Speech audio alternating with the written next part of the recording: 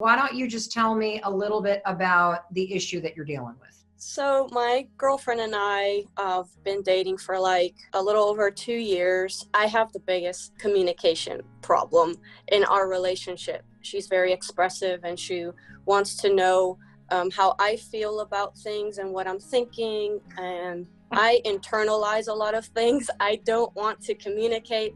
Growing up, that really wasn't something that was taught. Like everyone that I have seen growing up, my family, everyone just shuts down. Then a few days or weeks or even months go by, and then it's like, okay, just move on and act like nothing ever happened. So. And what is her reaction when you withdraw? When you withdraw, do you just get silent or do you leave the room? What's your mode of withdrawing? I just want to go out for a walk or something or lay in bed, and I don't even want to talk. And she wants to try and work things out and like, let's talk about this. What's bothering you? I internalize a lot of things. And so she'll say something and I immediately jump to the conclusion that she doesn't love me anymore or this isn't going to work. This question is so relevant for so many couples, and I'm so proud of you for sharing it. The first thing I want to do is I want to acknowledge you because you zeroed in on the reason why you do this. Every single one of us learned how to communicate positively or negatively based on what we saw growing up. And it takes hold in us before you even realize. Most of this patterning is what I'm going to call it, that you have absorbed. You absorbed by the age of 5. So if what you saw in your household is that the moment there was conflict, people shut down, this is a pattern. It's neither good nor bad. It's just a pattern. This is just how your parents and your caregivers dealt with the stress and conflict in their life. They avoided it.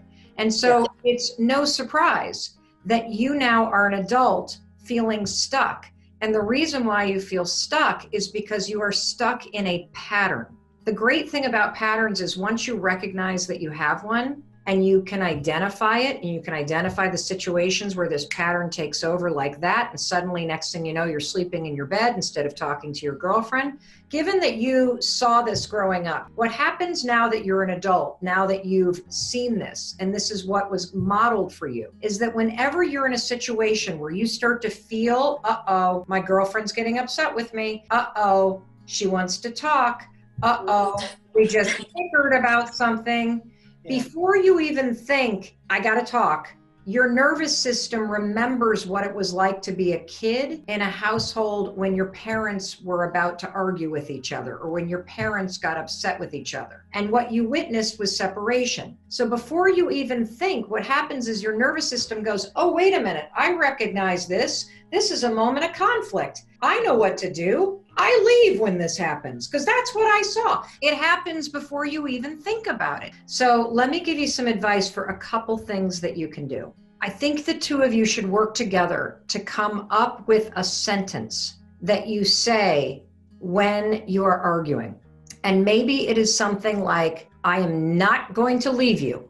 I am standing right here. I am not going anywhere. And we need to talk about this. And you need to stand here with me. What you need is just that reassurance up front. I love you. This is why I'm telling you why I'm upset. Let's work through it. Maybe you need that as a safe word, so to speak, to cue you that this is a moment to stay. The second thing that I want you to do is I want you to always use the I statements. So when we get into arguments with the people that we love, or with anybody for that matter, and we start going, well, you do this, and then you raise your voice, and then you do this thing, and da-da-da-da-da-da, you always, always, always want to use I feel. And so when you're arguing, I know it's uncomfortable for you to talk about your feelings. You can say, I am scared to say this because I'm scared you're going to leave. I'm scared to say this because my mom and stepdad never talked about anything, so this is new for me. You can always talk about what's going on for you. And so for you to always anchor in choosing what you're feeling and choosing to say it out loud, it's a way for you to live even more openly and more fully and be more connected to her. The final thing I want to give you is that if this is a really intense argument about something and you really do need a second to cool down, the only way that it is, I think, respectful to yourself and to your partner, if you need to go do something and remove yourself, is to say, I need 30 minutes. You put a timeline on it. And then you say, and then I promise I will come back and I will resolve this with you. I think those are very useful. I think I can definitely implement those in my life and see how that's going to change things, my relationship with her, The one thing I know in talking to you, you're going to be okay.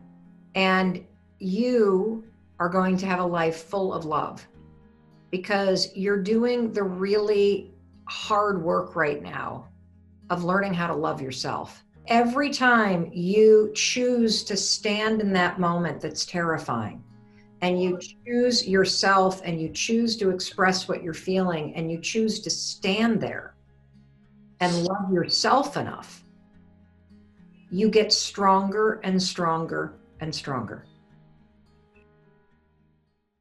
Hey, it's Mel. Thank you so much for watching this video. If you haven't already subscribed, please, please, please subscribe to my YouTube channel. And if you like this video, I have a suspicion you're going to like these two next.